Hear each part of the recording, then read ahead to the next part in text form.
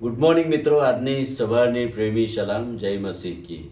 પ્રભુનો આપણે આભાર માનીએ છીએ કે 365 દિવસના જે વચનો છે કે તું બીસ નહીં અને ગભરાઈશ નહીં, અને બાઇબલમાં એ વચનો આપણને ઉત્તેજન આપે છે. દરરોજ વાંચવાથી એ પ્રભુના વચનો આપણને એ ઉત્તેજન પૂરું પાડે છે કે આપણે જીવનની અંદર બીક ને ગભરાટ દૂર કરીને પ્રભુની સેવાને માટે આગળ વધવાની જરૂર છે. અને એટલે દરરોજનું ખાતરીદાયક વચન એ આપણે જોઈએ છે. અને આજે પણ બે એવા ખાતરીદાયક વચન છે કે જે આજના દિવસે આપણને ખૂબ આશીર્વાદિત કરે તેમ છે. એમાંનું પહેલું વચન જખારિયા પ્રબોધકનું પુસ્તક, તેનો 8મો અધ્યાય અને 15મું વચન. પ્રભુ શું કહે છે ઇઝરાયલીઓને અને યહૂદીઓને? પ્રભુ કહે છે કે મેં યહૂદાના વંશજોનું ભલું કરવાનું ધાર્યું છે.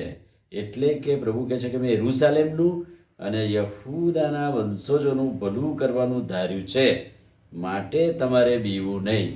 એટલે પ્રભુ એની પ્રજાને કહે છે કે મેં ઇઝરાયેલી પ્રજાને છોડાવી ત્યારથી અત્યાર સુધી એમનું ભલું કરવાનું ઈચ્છ્યું. મેં યરૂશાલેમનું ભલું કરવાનું ઈચ્છ્યું. એટલે તમારે બીવું કે ગભરાવું નહીં, કેમ કે તમારી ભલાઈના કામ તમારી સાથે છે. ભલું કરનાર ઈશ્વર હું છું, માટે તમારે આ જગતને દુનિયાઈ વાનાથી બીવાની કે ચિંતા કરવાની જરૂર નથી. ત્યાર પછી નવા કરારનું એક વચન છે, માથેની સુવાર્તા 6 અધ્યાય અને તેનું 25મું વચન.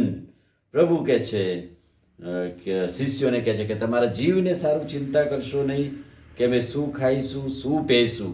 એટલે કે જરૂરિયાત માટે ચિંતા કરવાની કે બીવાની ગભરાટ જાય. આ પણ એક ખાતરીદાયક વચન છે. ઘણા બધા લોકો સવારે ઉઠે અને તરત આખા દિવસની ચિંતા કરે, જરૂરિયાતો માટે ચિંતા કરે. તો જરૂરી છે, પણ પ્રભુ શું કહે છે કે તમારે ચિંતા કરવાની જરૂર નથી.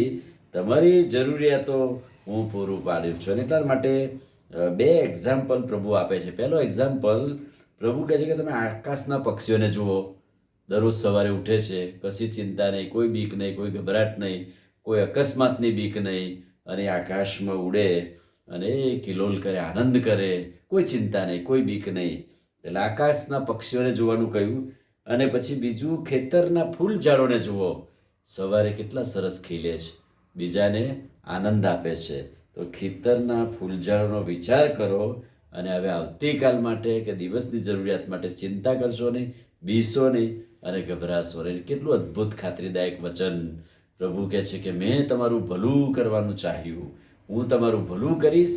ભલું એટલે કે દરરોજના તમારા આશીર્વાદોની વાત. એટલે ચિંતા કરવાની જરૂર નથી, ગભરાવાની જરૂર નથી.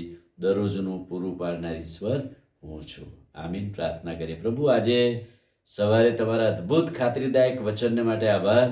તમે અમારું ભલું કરવાનું ઈચ્છ્યું અને દરરોજની જરૂરિયાતો પૂરી પાડો છો. શા માટે અમારે દિવસની ચિંતાઓ કરવાની? શા માટે અમારી જરૂરિયાતો માટે ચિંતા કરવાની? કેમ કે તમે કહ્યું છે આકાશના પક્ષીઓનો વિચાર કરો, ખેતરના ફૂલઝાડોનો વિચાર કરો. અને પ્રભુ એ જ મોટો ઉપદેશ આજના ખાતરીદાયક વચનમાં અમને મળે છે. પ્રભુ ઈસુના નામમાં પ્રાર્થના કરીએ છીએ. સાંભળોને માન્ય કરો. આમીન. God bless you.